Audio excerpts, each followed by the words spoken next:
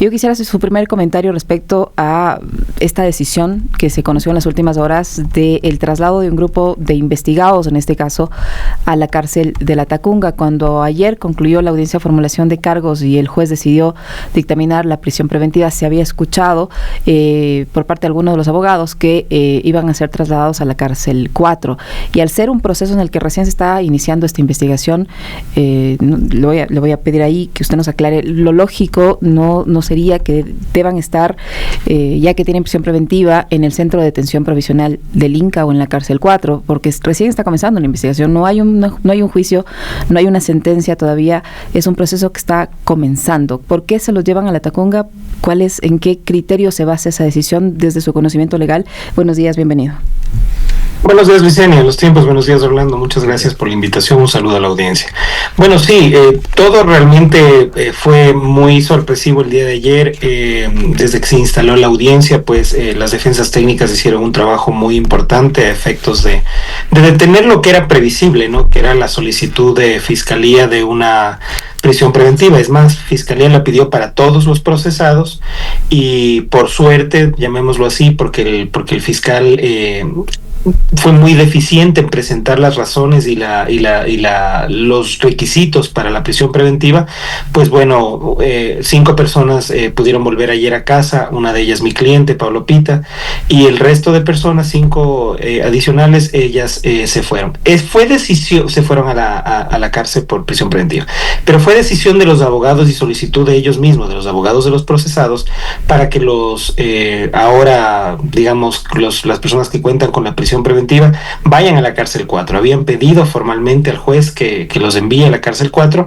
y eso tiene una razón lógica, ¿no? Pues es el alcalde de Guayaquil, se necesita prever su seguridad y lógicamente su entorno familiar debería ir a la cárcel. De lo que yo tengo entendido hasta cuando me pude retirar, porque yo tuve que irme a criminalística a poder, digamos, verle a mi defendido y sacarle de ahí, entiendo que la orden fue llevarlos a la cárcel 4 y deberían estar en la cárcel 4. Si es que eso ha cambiado, pues lamentablemente el SNAI ahí incumplió una orden de una autoridad, porque en audiencia el juez dijo que él iba a decir que vayan a la cárcel 4. ¿Y el SNAI está en la facultad o tiene la facultad de desobedecer una disposición judicial? ¿Puede destinar a una persona que está siendo investigada, en cualquier caso, no solo en a donde se le ocurra? Lamentablemente no, nadie está por encima de la ley, por encima de una sentencia o de una resolución del juez. Si el juez dijo, como dijo que, o sea, en audiencia dijo que iba a hacerlo, a poner que vayan a la cárcel 4 por solicitud de los abogados, y si esa resolución dice eso, porque no he visto la resolución todavía, no podrían haberle llevado a ningún otro lado, deberían estar en la cárcel 4. Sin embargo, si es que en esa resolución no consta exactamente a qué centro de detención, pues ahí sí, lamentablemente el SNAI puede determinar a dónde llevárselos, y es lo que ha venido haciendo en otros casos, ¿no? Uh-huh. Claro, Carlos, qué gusto saludarle. Solamente quiero confirmar si es verdad, porque este es un dato que usted a lo mejor lo tiene, si es que efectivamente su defendido Pablo Pita es sobrino directo de Enrique Pita, del hermano de Enrique Pita, Ramiro Pita. Solamente quiero confirmar eso porque nos estaban comentando esto en redes sociales. Sí, efectivamente. Pablo es sobrino del señor Pita del Consejo Nacional Electoral, creo que es, no sé si todavía sigue ahí, y es hijo de Ramiro Pita, sí. Claro. Bueno, aclarada esa situación para nuestra audiencia que nos estaba comentando este tema, este detalle, que no es menor tampoco, le quería preguntar, Carlos, en lo que está usted experimentando en calidad de abogado, ¿hasta dónde cree que pueden llegar con esta situación? Porque más allá de lo legal o de lo que se acostumbra a defender aquí en la legalidad, lo que estamos viviendo es la ilegalidad, es decir, la detención, el procedimiento, el encarcelamiento, el traslado, hasta dónde pueden llegar, es decir, a condenarlos ya desde ahora, porque tenerles en prisión es prácticamente adelantar una condena. Sí, y así lo ha dicho la Corte Interamericana de Derechos Humanos en varias sentencias en las que Ecuador lamentablemente ha sido sancionado. La prisión preventiva es un adelanto de pena, sin duda alguna. Les voy a ser muy claros, muy francos y muy objetivos de lo que yo pude visualizar desde que lógicamente estoy en la defensa de Pablo y he podido palpar en la audiencia de formulación de cargos. La Fiscalía, a nuestro criterio, ha hecho un trabajo todavía muy deficiente para poder establecer algún tipo de imputación. Realmente parece muy apurado esto de la formulación de cargos, porque lo único que tenía la Fiscalía para decir que pudo haberse cometido un delito era un informe policial. Y un informe policial, según nuestra misma legislación, no es prueba, indicio o evidencia de absolutamente nada. Incluso hay norma expresa en donde te dice que no se podrá utilizar un informe ni parte policial para poder solicitar la prisión preventiva. Y eso fue exactamente lo que se hizo el día de ayer. En base a este informe realizado por la policía, se formula cargos y se solicita la prisión preventiva, cosa que era completamente ilegal. Pero además de todas los demás indicios, la Fiscalía habla de 20 indicios, la verdad nosotros vimos 3. SRI, UAFE y este tema de la policía. Y todos esos informes, tanto de la UAFE como del SRI, en lugar de apoyar la tesis de la Fiscalía, más bien apoyan la tesis de la defensa, no solo de los señores Álvarez, sino también de esta defensa técnica, de que esta sería la delincuencia organizada más torpe del mundo, porque todo ha hecho legal. Absolutamente legal, se han constituido empresas, se ha dedicado a trabajar, han crecido, tienen proveedores, todo está facturado, todo está declarado y todo está pagado impuestos. Entonces sí nos llama mucho la atención que con estos pobres indicios a nuestro criterio, la Fiscalía haya tomado la decisión de formular cargos y peor aún de pedir prisión preventiva. No nos olvidemos, y aquí quiero ser muy claro, quien está preso es el alcalde de la ciudad de Guayaquil en funciones, y a más de otras personas, pero es terrible que no se haya respetado esto en favor de él. Él tiene el arraigo más grande, es el alcalde de Guayaquil, y no nos olvidemos que ya está cumpliendo con medidas sustitutivas otorgadas en otro caso, que también nos llama mucho la atención porque los elementos que se presentaron en la audiencia son exactamente los mismos que se presentaron en el caso AAA, creo que se llama. Entonces habría aquí como una mezcla, como los mismos hechos en un nuevo proceso sobre un nuevo delito, pero con los mismos hechos. Entonces sí es un poco todavía no claro para nosotros. Tal vez lo aclaremos cuando nos entreguen la totalidad del expediente, que todavía no tenemos acceso. Esperamos tenerlo hoy y poder hacer una defensa técnica, tanto nosotros para Pablo, porque Pablo sigue procesado, solo que él no está en la cárcel, se defenderá en libertad, como para todos aquellos que ahora cuentan con una prisión preventiva y aquellos otros que cuentan con una medida cautelar. ¿De qué se le acusa a su defendido directamente? Porque eso no nos queda claro todavía. Es una muy buena pregunta y te juro que es la primera pregunta que voy a hacer hoy en Fiscalía cuando me presente con Pablo el día de hoy. ¿De qué se nos están acusando? Porque ayer, al comienzo fue una delincuencia organizada supuestamente con el fin de lavar dinero. En el informe policial decía que era por venta irregular de combustibles. Exactamente. O venta irregular. Y también decía que era por defraudación tributaria. Entonces, si bien es cierto, el tipo penal de delincuencia organizada es un tipo penal madre, digamos, marco, en donde 3 o más personas se unen para poder delinquir delitos de más de 5 años. Pero tiene que estar exactamente determinado y se tienen que tener evidencias exactas de qué es lo que se estaba investigando y sobre qué me van a imputar. Y ayer, la verdad es que yo salí hasta las horas que me quedé y no sabía de qué me voy a defender hoy día. Hoy día pienso hablar con el fiscal, ojalá me pueda otorgar unos minutos para decir, bueno, ¿cuál es su línea de investigación? ¿En qué podemos aportar? Porque lo que le dijimos al juez y le dijimos ayer al fiscal es, por favor, investiguen todo lo que ustedes quieran, pero déjenme volver a casa con mis hijos, porque no tengo por qué estar preso si es que todo he hecho bien. No estamos hablando de una red, o sea, un GDO, unos choneros, unos lobos, tal vez, y tienen mucha razón de estar presos, pero gente que se ha dedicado a trabajar toda su vida, que ostenta calidades electas popularmente y que lo único que ha hecho es no prestarse para ciertas cosas que el gobierno ha tratado de que se preste. De repente somos un GDO, delincuencia organizada, para cometer ni sé qué delitos de los cuales todavía ni siquiera sé de qué me voy a defender. Doctor Soria, si les están acusando a estas 11 personas investigadas por delincuencia organizada, para lavado de activos y defraudación tributaria, ¿por qué a algunos sí les dan prisión preventiva y a otros no? Y resulta que qué coincidencia que es al alcalde de Guayaquil y a sus hermanos que les dictan prisión preventiva, pese a todos los arraigos presentados durante esta audiencia. Y como usted dice, él ya tiene una medida cautelar alterna o alternativa a la prisión preventiva en el caso AAA, con los mismos elementos, autoridad electa, todos estos documentos que se presentaron ayer por parte de la defensa del alcalde. Entonces, ¿cómo entender que si todos les acusan de lo mismo y todavía no se puede establecer el nivel de responsabilidad de estos supuestos delitos, porque el proceso recién está comenzando en su investigación, entonces ¿cómo es que el juez, pese a los arraigos, decide para unos prisión preventiva y afortunadamente para otros defenderse en libertad?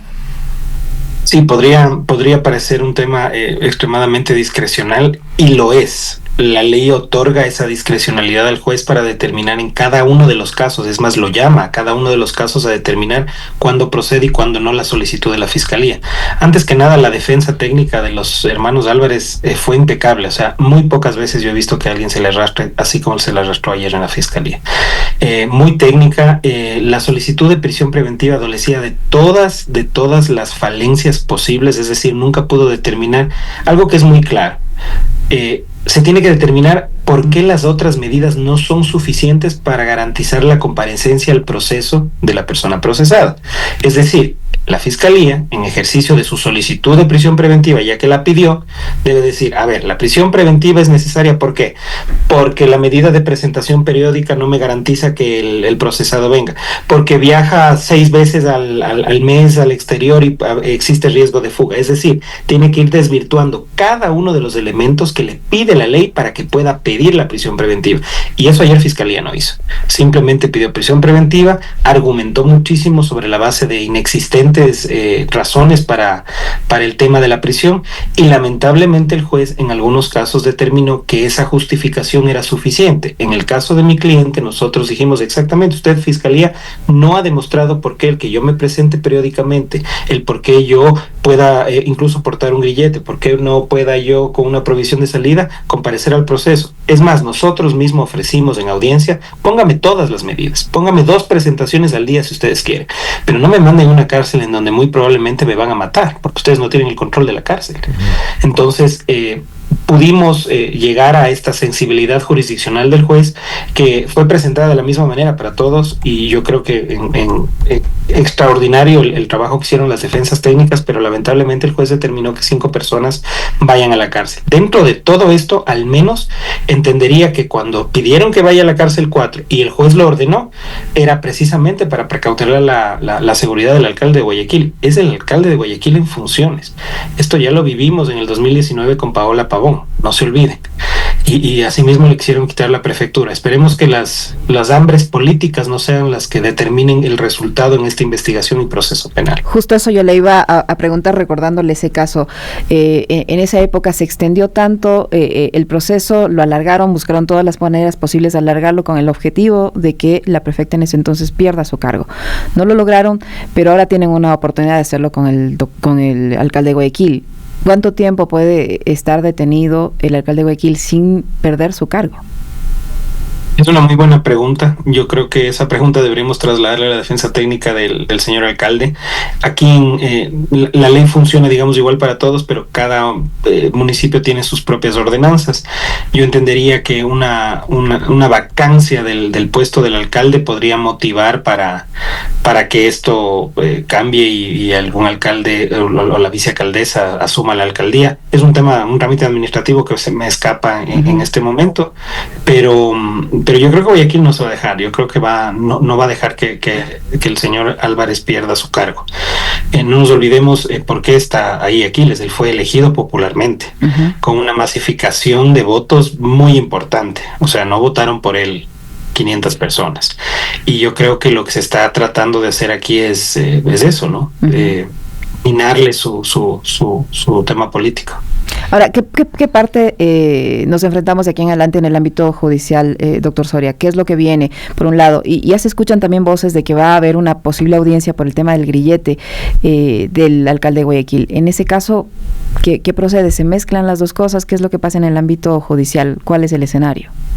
Es una muy buena pregunta y es un muy buen trabajo y gran trabajo que va a tener que hacer los abogados del alcalde de Guayaquil, porque si es que le están juzgando nuevamente o le están investigando nuevamente por hechos que ya está un motivo de un proceso judicial, se tendría que declarar la nulidad en cualquiera de los dos procesos. Nadie puede ser juzgado 2 veces por la misma causa. Entonces será el trabajo de la defensa del alcalde de Guayaquil quien tenga que determinar eso. ¿Qué es lo que viene ahora para nosotros? Nosotros hemos abierto un proceso penal que ha iniciado con una audiencia de formulación de cargos. Desde el día de hoy tenemos 90 días de instrucción fiscal. Es un procedimiento ordinario en donde el fiscal lo que debería es buscar los elementos de cargo y de descargo, es decir, culpatorios y exculpatorios, para determinar si efectivamente se ha cometido un delito y si es que hay un responsable de este delito. En el caso muy particular de mi cliente, de Pablo fue proveedor en algún momento de alguna empresa del círculo de los señores Álvarez, nada más, consultor, prestó servicios profesionales, declaró esos ingresos y pagó impuestos por esas declaraciones. Entonces nosotros la verdad es que no tenemos absolutamente nada que ocultar, entregaremos toda la información. Ayer se trató de hacer ver como que el haber facturado alguna de las empresas del grupo Álvarez es un delito, forma parte de una estructura. Jamás se nos explicó cómo jerárquicamente, qué es lo que exige el tipo penal, existían los jefes, las órdenes que se daban, dónde estaba la estructuración, cómo se lavaba el dinero. Ayer en algún momento el fiscal dijo que el dinero se lavaba porque en lugar de cobrar créditos, se hacían aumentos de capitales en una empresa. Entonces, claro, ahí sí nos sorprendimos mucho, porque cualquiera que haya tenido una empresa o haya asesorado una empresa sabe que los aumentos de capital se pueden hacer en base a las reservas que tú tengas. Entonces, era muy, muy oscuro el tema de los indicios del por qué habría un lavado de activos. Más aún cuando todo está declarado, le escuché al abogado de Aquiles, al doctor García, decir que el grupo ha pagado más de $8 millones de impuesto a la renta. Entonces, sí nos quedan muchas falencias de la investigación. Lo que nos tocará en estos 90 días es aportar todos los documentos para que se pueda determinar que Pablo no tiene absolutamente nada que ver en ningún tipo de organización delictiva, y peor aún para lavar dinero. Pablo ha sido un profesional que siempre se ha dedicado al ejercicio de su profesión, con eso mantiene a su familia y a sus 2 niñas pequeñas. ¿De qué manera una apelación a esta detención arbitraria, injusta, ilegal, como se quiera llamar, puede tener efecto inmediato? ¿Hay un plazo para eso? ¿Hasta dónde podrían llegar con esta situación? Porque la apelación planteada evidentemente también pasa por el otro elemento político, es la crisis del sistema judicial, con una judicatura en cuestión que no podría actuar en caso de que se cometan irregularidades en este proceso. Bueno, Orlando, me gustaría decirte que todo va a estar bien y que la justicia ecuatoriana es independiente, pero si tienes a un estudiante de Derecho con el mayor respeto que se merece ahorita el presidente del Consejo de la Judicatura, dentro del órgano, y que sea él el presidente del Consejo de la Judicatura, yo te digo, todo puede pasar aquí. ¿Qué es lo que debería ser? Las razones hay suficientes para que se revoque esta medida cautelar de prisión preventiva completamente absurda, porque no existe ningún tipo de riesgo aquí. Entonces, lo que debería hacer, lo hicieron ya en audiencia, apelaron a esta decisión, debería subir a la Corte Provincial, la Corte Provincial debería conformar el tribunal y ojalá dentro de 15 días tengamos una audiencia de apelación. No nos olvidemos que el fiscal también apeló, es decir, a la gente que no pudo meterle presa, solicita nuevamente que se le meta presa en apelación. Entonces, bueno, tendremos que ir a la Corte Provincial. Aquí hay algo de lo que me gustaría hablar y no quiero ser muy técnico porque lo importante es que la audiencia entienda, pero el alcalde de Guayaquil tiene algo que se conoce como fuero, es decir, a él debería acusarle y juzgarle la Corte Provincial y la Fiscalía Provincial. Esto de aquí cambia y muta y llega a un juez de instancia, llamémoslo así, un juez no menor, pero sí de menor instancia, porque es un delito relacionado con el tema de corrupción, de organizaciones criminales y donde se está llevando a cabo. Pero si me preguntan a mí objetivamente, ¿habrían las razones suficientes para una recusación de fiscalía y de juez? Porque al alcalde de Guayaquil, y esto es por norma general, primer año de derecho, un alcalde tiene fuero de Corte Provincial, tiene fuero de Fiscalía Provincial, y en este caso no se estaría respetando eso. Es decir, que debería ser juzgado por la Corte Provincial del Guayas. Sí, claro. Corte Provincial del Guayas con Fiscalía General. ¿Por qué lo hacen entonces en Quito? Porque si se supone que se cometió el supuesto delito en Guayaquil. Hay una disposición de la Corte. Perdóneme, Diseña, que le corté. Y digo que ¿por qué lo traen el proceso a Quito y lo llevan a la Tacunga si el del supuesto delito se habría cometido en Guayaquil? No sabía primero que el alcalde estaba en la Tacunga, pensé que estaba en la cárcel 4 y ya se ha trasladado a la Tacunga esta mañana. La madrugada de hoy. Dios mío. Bueno, sí, debería ser acusado por el fiscal provincial del Guayas y juzgado por la Corte Provincial del Guayas. Hay una disposición y hay una resolución del Consejo de la Corte en donde este tipo de delitos relacionados con corrupción, organizaciones delictivas, tienen un solo juez natural, que sería un juez que solo está aquí en Quito. Pero aún así, aquí en Quito, él debería tener fuero. En el peor de los casos, si el delito del pesquisado es que es delincuencia organizada, y eso sí se subsume dentro de la norma, es decir, si cuadra, quien debería haber estado ayer en la sala de audiencias es la fiscal provincial de Pichincha, quien debió haberle juzgado es un tribunal de la Corte Provincial de Pichincha. Y ahí es donde se están cometiendo nuevamente estos abusos y estas nulidades se están generando, en este caso a favor del alcalde y de todos aquellos que nos vemos arrastrados por su fuero. Pero para eso existen los fueros, para que jueces de primera instancia altamente, no digo que en este caso sea por Dios, pero tenemos todo para sospechar que puedan ser manipulables. No necesitamos. Recién me entero que el juez que nos juzgó la prisión preventiva ayer tal vez haya sido investigado por en el caso Fachada.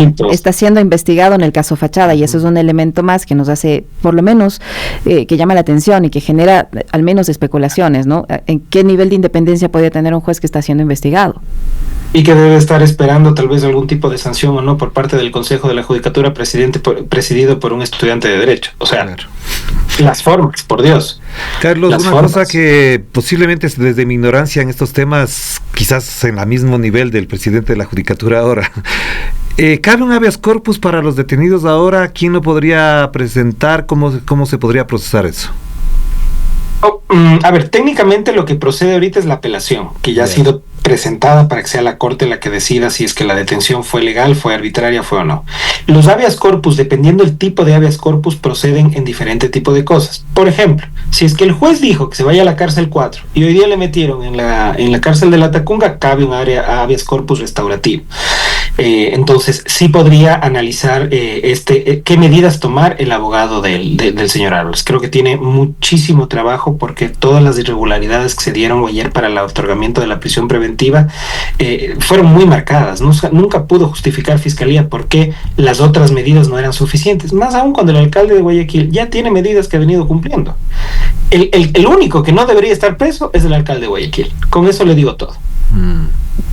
Ahora, doctor Soria, usted decía que ojalá y en 2 semanas se convoque a la audiencia de apelación de la prisión preventiva, tanto interpuesta por la defensa de los investigados como por la Fiscalía. Eso quiere decir que al menos 15 días, quienes van a la cárcel de la Tacunga van a permanecer detenidos al menos 15 días. Sí, claro, todo depende de cómo se mueve el aparato de la justicia. Digamos que en la Corte Provincial las cosas se mueven no tan lento, pero claro, son menos jueces en los que tienen que atender todas las apelaciones de todos los procesos judiciales de toda la provincia. Entonces podría tomar, ojalá digo yo, 15 días, pero podría ser más. Licenia, si te acordarás, en algún proceso en el tema SECOM se demoraron meses, lamentablemente se demoraron meses para poder tener 3 meses prácticamente. Casi 3 meses. Pues, sí. Y eso es una tortura, no solo para la persona que está detenida, sino para toda la familia y su círculo. No nos olvidemos que aparte de que sea el alcalde de Guayaquil o cualquier otra persona, hay una familia por detrás, hay quien tiene que hacerse cargo de las cosas, de los negocios, de las empresas. Ayer nos enteramos que el señor alcalde tiene sus empresas, sus negocios. ¿Quién se va a poner al frente de eso? Uh-huh. Por eso la prisión preventiva es de última ratio, porque no se puede meter presos únicamente por decisiones políticas a nadie. Esto lo venimos denunciando y hemos venido peleando desde el año 2017, Licenia. Y se siguen haciendo estas barbaridades, que lo único que hacen es entorpecer y ralentizar la administración de justicia y por otro lado servirla de instrumento y de insumo político para cuando es necesario. Su defendido, doctor Soria, también fue víctima del allanamiento en la forma tan brutal y espectacular como lo narra la esposa del alcalde de Guayaquil. En el caso de su defendido, ¿ocurrió algo parecido? Gracias a Dios no. En nuestro caso fue extremadamente amigable, siempre le trataron bien, timbraron la puerta, se identificaron, como debería ser un allanamiento. El allanamiento, el manual dice exactamente eso, que uno tiene que llegar, tratar de ingresar. Si no puedes ingresar, entonces te toca romper la puerta. Pero tienes que llegar, tocar, explicarte, identificarte, entregar la orden. En el caso de Pablo fue así. No hubo ningún tipo de violencia, se respetaron los derechos en todo momento. Es más, la policía fue muy gentil al no entrar con armas a los cuartos de las niñas. Pablo tiene 2 niñas muy pequeñas, entonces digamos que como tenía que haberse dado, se dio en el caso de Pablo. Y en el otro caso, ¿esa actuación es ilegal? ¿Tiene algún tipo de sanción, de investigación el actuar de esa manera con menores de edad, con la esposa de Aquiles Álvarez, que no tiene nada que ver en el asunto? ¿Eso de qué manera se reivindica en función del daño que han hecho con esta familia? siempre, siempre. Los derechos de los niños están por sobre cualquier tipo de derecho, incluso el derecho de la policía a entrar a llevarte preso. Si es que hubo este tipo de violencias, para eso está el juez garantista, porque no nos olvidemos que el juez de instancia es un juez garantista del proceso. Si es que todas estas cosas han pasado, lo que debería, me imagino que le recomendará a su abogado, es presentar una denuncia en contra de la policía por la violencia que se ha dado, porque aquí hay intimidación, violencia psicológica. Es innecesario entrar con metralletas al cuarto de una persona que está durmiendo con su esposo. O sea, por Dios, esto nunca puede darse. Y apuntarle con armas de fuego y hacerle que se tiren al piso y gritarle, y todo lo que ocurrió, como narra la esposa del alcalde, y un video que luego además se hizo público, ¿no? Sí. Acuérdense que en el caso de Lola Vine, al perito que dijo que Lola Vine jamás había cometido ningún delito, en un departamento creo que de 5x4 se metieron 13 personas armadas hasta los dientes apuntándoles a las hijas que tenían en ese momento 4 y 7 años. Si esto no es nuevo. El abuso del derecho y el abuso del poder se ha dado en toda época, solo que aquí se nota muchísimo más. Aquí el hambre política realmente se hace notar. Ahora, doctor Soria, yo le preguntaba también, se escucha ya que podrían plantear una audiencia por el tema del grillete, que según la Fiscalía no lo habría estado aportando el momento del allanamiento el alcalde de Guayaquil. La defensa dice lo contrario, pero estamos en un país con serios cuestionamientos en el tema de la justicia. ¿Allí qué puede pasar? Si se abre una audiencia por el tema del grillete, ¿qué puede ocurrir en la situación legal del alcalde de Guayaquil y cómo esto puede influir en este otro caso? He visto ya en redes sociales la solicitud de la fiscal a cargo del proceso del señor Álvarez, solicitar ya la audiencia de revisión de medidas. La audiencia de revisión de medidas puede darse para dos cosas: o para cambiar las medidas que sean un poco más benevolentes cuando tienes, por ejemplo, una prisión preventiva y puedes cambiarla a una presentación periódica, o en el caso que se está dando en este momento es para solicitar la prisión preventiva también en el otro proceso por haber incumplido con una de las resoluciones de las medidas cautelares. Es decir, si efectivamente una persona se saca el grillete cuando tenía que haber estado portándolo, sí es una desobediencia, una disposición judicial, y se prevé que haya una audiencia. El juez tendrá que determinar en esa audiencia si el pedido de fiscalía del cambio es justificado o no. Pero claro, si es que uno no cumple con una resolución judicial, así como les dije antes, de lado y lado, si no se cumple con una resolución judicial, tiene que haber consecuencias. ¿Y cuál es la pena en caso del tema del grillete? Tendría que cambiarse la medida y sería la prisión preventiva.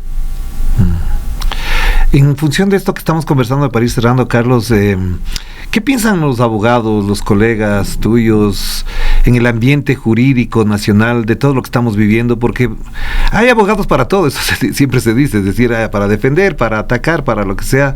Pero ¿qué se dice? Porque ya incluso, por ejemplo, cuando pasa, el caso de los periodistas, cuando vemos que un medio de comunicación, un periodista se comporta por fuera de la deontología natural, tradicional, uno empieza hasta como a mirar de lejos, a apartarlo, y esto acarrea consecuencias. De todo lo que estamos viviendo, ¿qué piensan los abogados? ¿Qué piensan sus colegas? Yo creo que ante todo hay que respetar el ejercicio profesional de cada persona. Si una persona se ha dedicado a defender narcotraficantes y esa es su forma de vida, pues está bien, él ha decidido eso. Sin embargo, de lo cual creo que todos los abogados en el país coincidimos en la debacle y en la podredumbre en la que se encuentra en la administración de justicia. Desde el Consejo de la Judicatura, que es su ente más alto, es decir, no se puede permitir que se den estas cosas. Y varios gremios, y para eso están los gremios, ¿no? El Colegio de Abogados de Pichincha en este caso, el de Guayaquil, la Federación Nacional de Abogados, e incluso iniciativas sociales como los Abogados por la Democracia, el Foro por la Democracia creo que se llama, en donde ya existen pronunciamientos expresos y solicitudes precisamente para que estas cosas se dejen de dar. Una de las actividades, las profesiones más nobles es la de abogado, porque puedes hacer mucho bien, pero también puedes hacer mucho daño. Y más que nada puedes utilizar la justicia, que tiene el poder punitivo del Estado, el poder de ponerte tras las rejas para perseguir. Y nos estamos dando cuenta de esto. Imagínate que las personas que fueron designadas por el Consejo de Participación Ciudadana y Control Social para elegir al fiscal ni siquiera cumplen un año de haberse graduado, en algunos casos. ¿Cómo una persona así va a escoger a la máxima autoridad de la Fiscalía General del Estado? Se están farreando a la justicia ecuatoriana, se están feriando a la administración de justicia.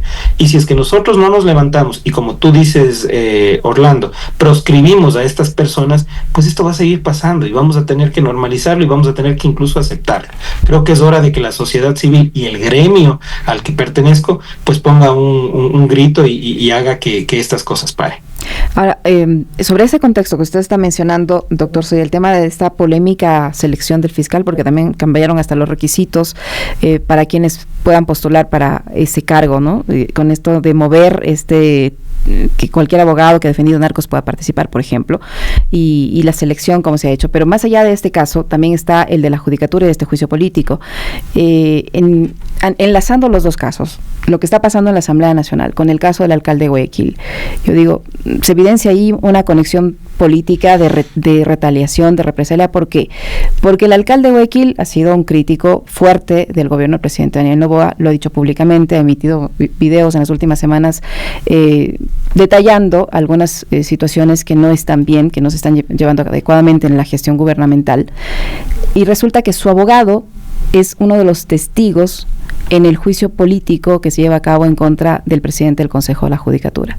Entonces, no sé si esa participación del doctor García como testigo en el juicio político del doctor Godoy, y que también ha sido cuestionado, ha estado cuestionando permanentemente a través de sus redes sociales el manejo de la justicia, y el hecho de que el alcalde de Guayaquil sea crítico del gobierno, ¿pueden haber influido mucho en la decisión judicial que estamos ahora hablando?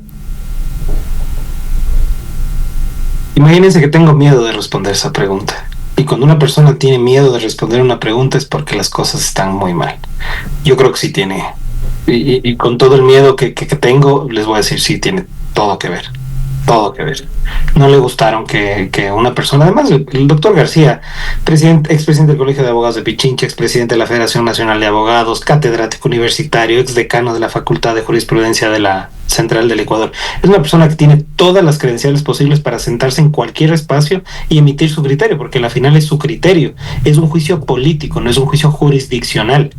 Yo creo que sí tuvo mucho que ver. Y como les digo, tengo miedo de responder esa pregunta y eso está mal, porque después seremos cualquiera de nosotros, cualquiera que trate de dar una opinión objetiva y de expresar su opinión.